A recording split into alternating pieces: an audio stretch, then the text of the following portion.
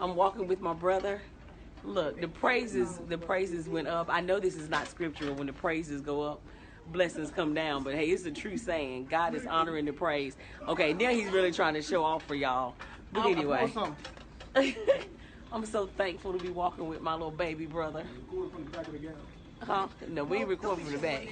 All right, he has a little support system back here. So anyway, just wanted to tell y'all that my baby is walking. And he's walking faster than I can go and record. But anyway, God is good.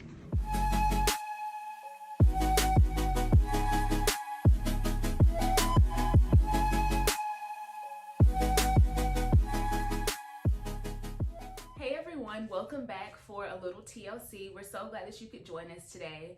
In the wake of us losing Chadwick Boseman to colon cancer, I wanted to invite on one of my personal heroes who has had his own struggles and battles with colon cancer to kind of talk about his experience, his testimony, and also give us some tips for preventing colon cancer or living through colon cancer or cancer in general. So I'm very excited to have with me my own uncle, Charles Harrelson. You want to introduce yourself? Yes, my name is Charles Harrelson. I'm Erica's uncle. I'm a registered nurse, work for hospice. Have a lot of experience with the elderly, people going through things like this, the dying and comfort care and things like that. Thank you for having me, asking me to take part of this. Yeah, I'm very excited to have you. So if you're comfortable, can you tell us a little bit about your own testimony as far as colon cancer is concerned? Yes, I believe I have very strong faith. I know God does not make mistakes. He kept me here for a reason. I'm very blessed no matter what I've been through. The past year's been tough, but through God's mercy and grace, I made it through, continue to make it through. A year ago, I just started feeling real bad. I felt down, not a lot of energy, having trouble going to the bathroom and stuff like that. And I went to the hospital. They diagnosed me with 2 types of cancer: colon cancer and rectal cancer. All the symptoms I really had was just like difficulty using the bathroom and stuff like that.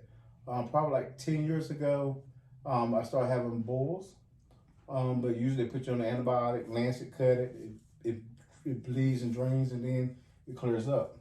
But this past year though, I got a boil last November, but they put me on the antibiotic several times, many times, but it never cleared up.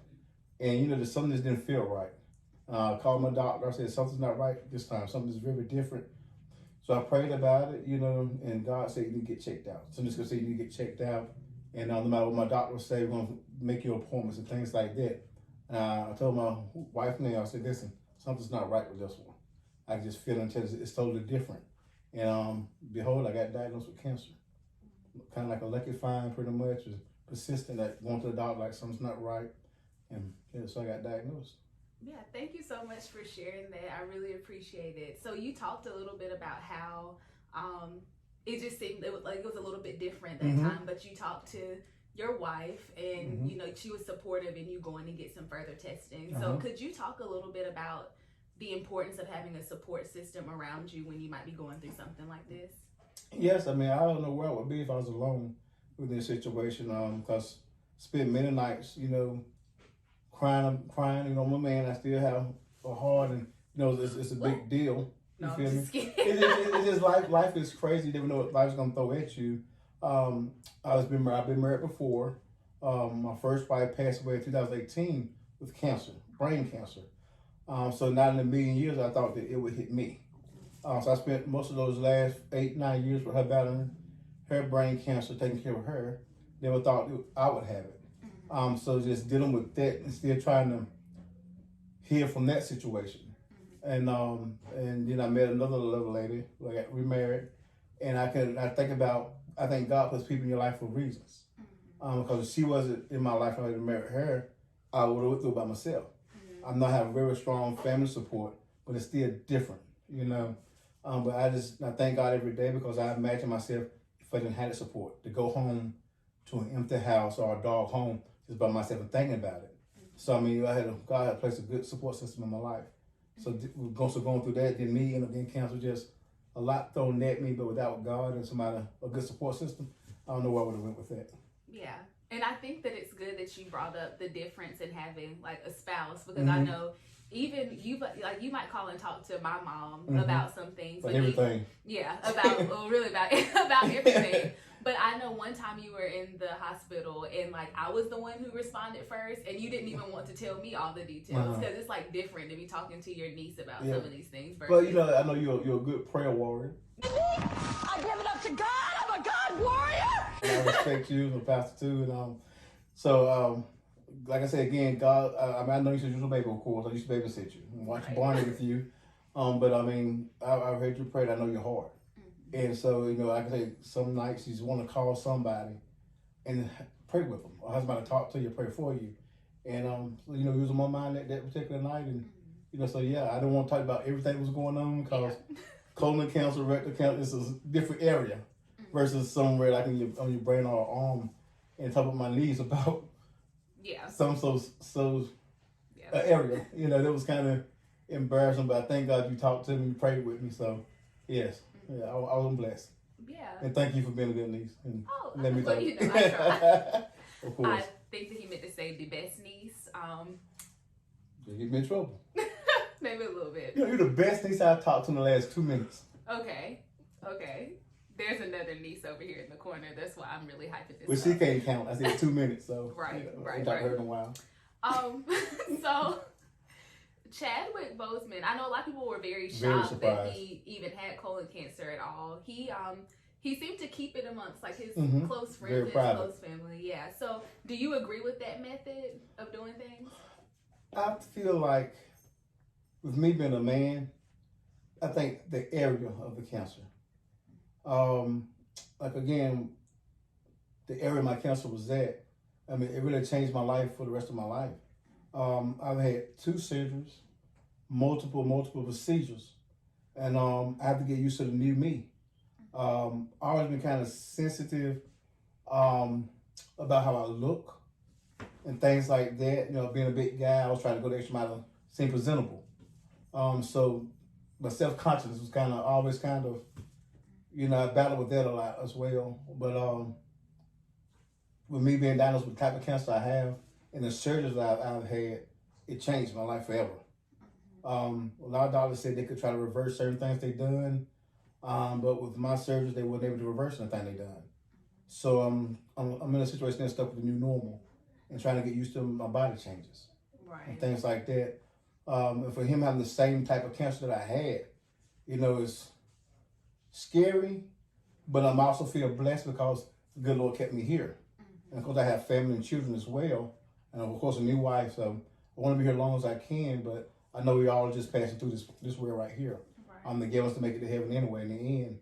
But I mean, and being a hospice nurse, it's been many cases I've got patients, and they went to the doctor and hospital, and right then the doctor said there's nothing we can do. And you know, so I've seen both sides of it. I've also discharged patients. Doctor give them 6 months, but the Lord have other plans, and they live longer, years longer. So for it was a shock to me when I saw Chadwick's death. I thought it was fake. Somebody's playing games again. But I think as long as you have a good support system, he was married, so I'm sure his wife was there for him, and also give you the encouragement to push yourself. Because he's been bound for 4 years now. Yeah. And I mean, he's done so many movies and so many talks on campus, college campus, and things like that.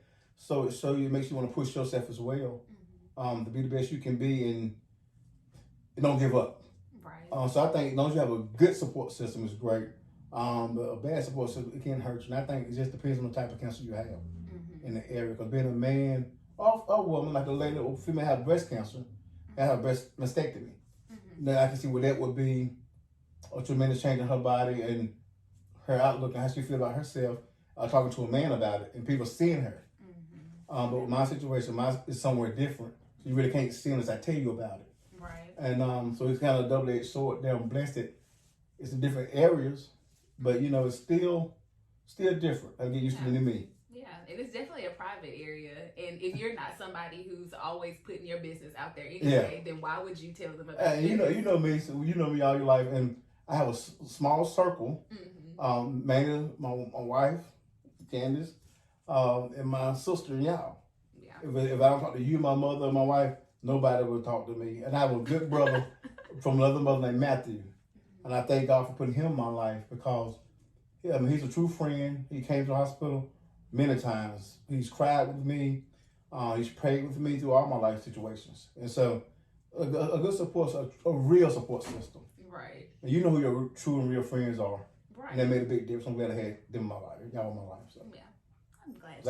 I know what I went if y'all wasn't. Yeah. Because I have patients also with no one. Mm-hmm. You know, and it's really sad to talk to them and they have no one to talk to and no one to comfort them. Because even though I'm a big guy, I like to be comforted sometimes also. Right. Just a small conversation helps goes a long way. Yeah. So, yeah.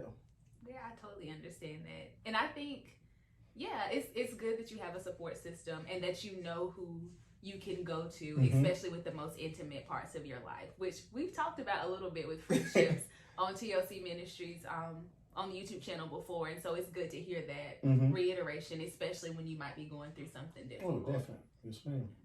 So you're a nurse also. So can you give us some tips for how people can prevent or at least be able to assess when something different is going on in their body? You know, being African American, a lot of people hate to seek out help.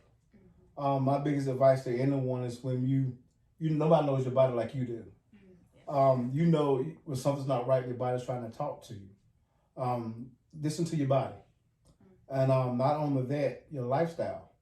The lifestyle plays a big factor in your outcomes as well. Because the earlier they can catch something, the better percentage you have of making it through the situation. A lot of people procrastinate. And I used to, I'm one of those, but all those boils in 2 or 3 years, I would get them. I procrastinate like, oh, it's just a regular boil. You know, I get my antibiotic, they cut it. And I went to the hospital, it really started bothering so bad, I had to go. Right. But just like I said, this last time, I'm like, no, I listen to my body, pray, listen to God, talk to me. But just your lifestyle changes make a big difference. If you drink a whole lot, you mean of alcohol? Or yeah, if you drink a whole lot. Yeah, I mean, you know, your life changes smoking cigarettes. If you have a history of cancer, you need to focus more on yourself too, because it also can be hereditary. Okay. So if your dad died of alcoholism and stuff like that, you probably wouldn't want to drink a lot. You have family that died of lung cancer, you probably want to smoke a lot. Because those are things that can also increase your risk. Just listen to your body and think about healthy change, lifestyle changes. That's the main thing. And then especially when you get over 40, 45, make those doctor's appointments. Go get your colonoscopies and things like that. Okay. Go get treated, go get tested. Okay. That's the main thing. Yeah. We didn't talk about this one, but can you talk about a colonoscopy a little bit? Because I feel like men especially are really nervous about those. Usually you don't want to get one of those after 45 or 50 years old. Like me, I'm 45 now, but the doctor was surprised that I had it. He said, well, usually you don't get tested after age 50.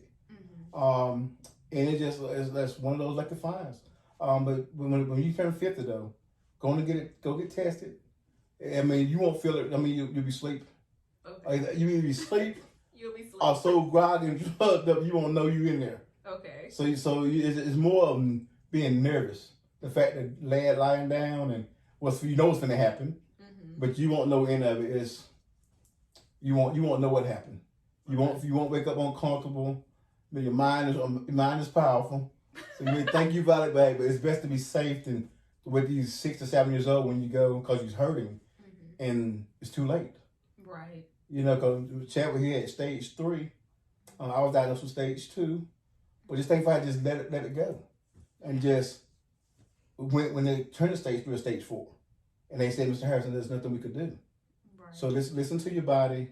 When you get those certain ages, go get tested and make healthy lifestyle changes. I know it's easier said than done, but you want to smoking is bad for everybody. I know that the history about smoking and drinking and doing drugs and things like that. Because even though I'm a big guy, I eat a lot. But for us, like, I don't smoke, don't drink, and stuff like that. Well, I have an occasion drink my birthday, something like that. But for just partying all the time, that's not me. And look what happened to me. I mean, and this can happen if you don't smoke or no drink. I've never done either one. Yeah. Some things it happens. But listen to your body, and when it's time to get tested after 45 and 50 years old, I recommend you do that. And do you recommend that people go and get like their annual checkups and stuff like their physical? I guess. Yes, I do, because the earlier you can find something, the better to treat it. Right. Like I said, putting things off is very bad. Because it make your survival rate less.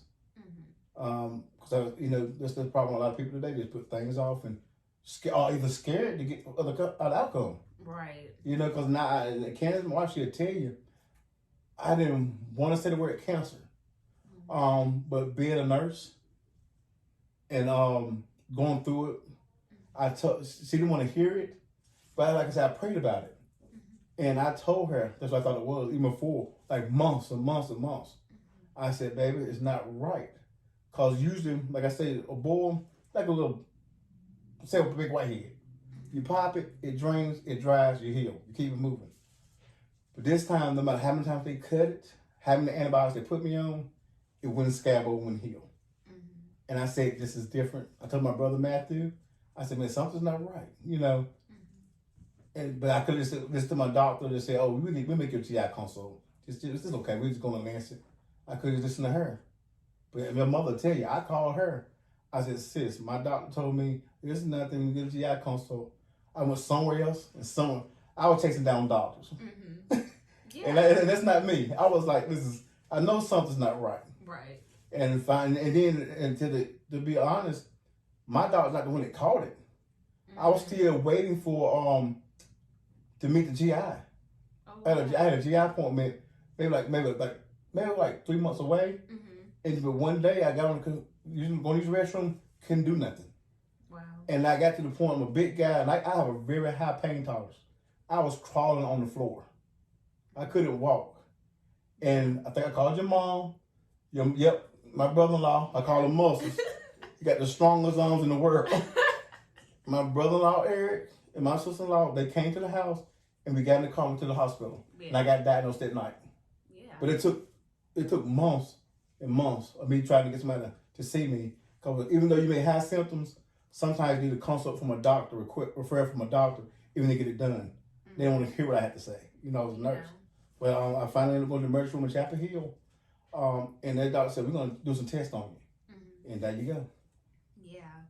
I'm glad that you were persistent. Yeah. I mean, what's the odds? You know me. Yeah. What's the odds? Because, it was easy for us to say, oh, I'll be okay. I'll be all right. Yeah. I got an appointment in a couple of weeks.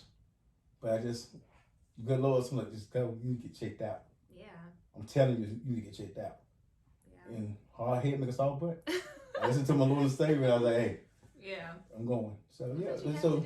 When you don't feel well, you have to get treated. Go get checked out. I know it's scary, not knowing, but hey, if you got loved ones and you have a family, children, people you just care about in general, you owe it to yourself and them to be here. Yeah. And you have to get checked out. It's really serious. You'll get checked out when you don't feel well. Yeah. There's so much good stuff that you talked about in there. So you talked about the importance of knowing your body, and when something doesn't feel right, going to get checked out. You talked about making sure that you're going and having your annual physicals, so you can at least have somebody who's looking over you all constantly, or at least on a regular basis. You talked about changing our lifestyle, so trying to live as healthily as we possibly can, not only for ourselves, but for the support system that we have. Yes. And I also like that you talked about, if your doctor isn't listening to you and doesn't believe you, go find another doctor. Because I do think we can get caught up. And we all are human in flesh. Yeah. I have a great doctor. It's just, sometimes she look at my age, and they go by the books. Yeah. And they ain't supposed to get chest these 50. At this time I'm 44. And even the doctor that did find it said it's unusual. Yeah. They were surprised me to have cancer. 2 types. 2 different cancers. Yeah. In 2 different areas. So they was like, it was like, so basically I had the boil, but I had the cancer somewhere else. Yeah. In that area also, they had nothing to do with that. They said they have nothing to do with each other. Dang. So and they were like, they were like in shock, like, your age, Mr. Harrelson, and my health history is not bad like that. They expect to have cancer.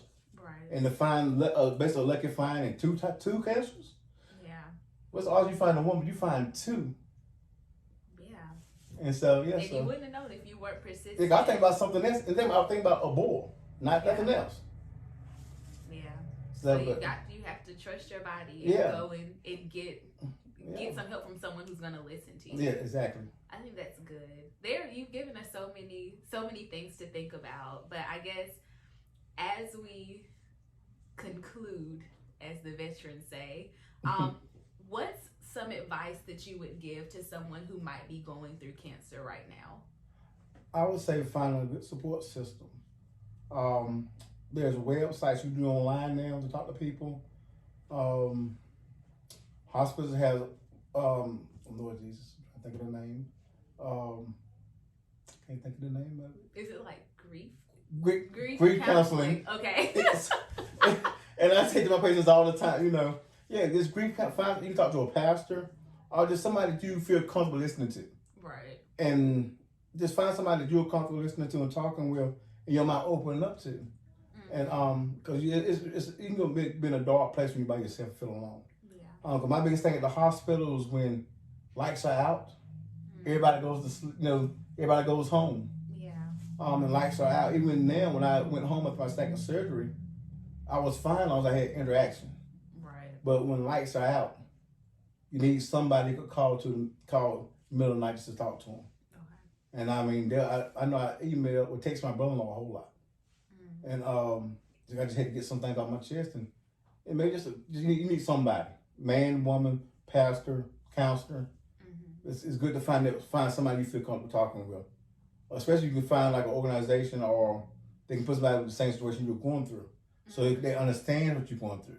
Because like me, I have never had a mastectomy, so a woman, something I haven't been through with you, it'd be hard for us to have a conversation about that because we had two different things going on. Right. We're two different types of people. But a person with colon cancer, I can kind of sympathize and empathize with it because I've been through it also.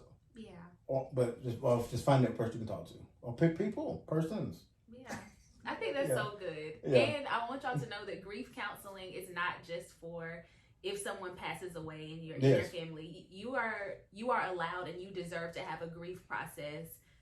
And even, when anything doesn't go the way you expect it to. And especially if you have a wife and children, it's for them also. You may not want to talk to them, but maybe your children or your spouse will want to talk to them because they're going through it with you as well. Because my sister has cried many times. Yeah. My brother-in-law, because I was going through something. Right. And it would be good if they could talk to somebody as well. So not just about, you got to think about the whole picture, your friends and your family. Because it affects everybody.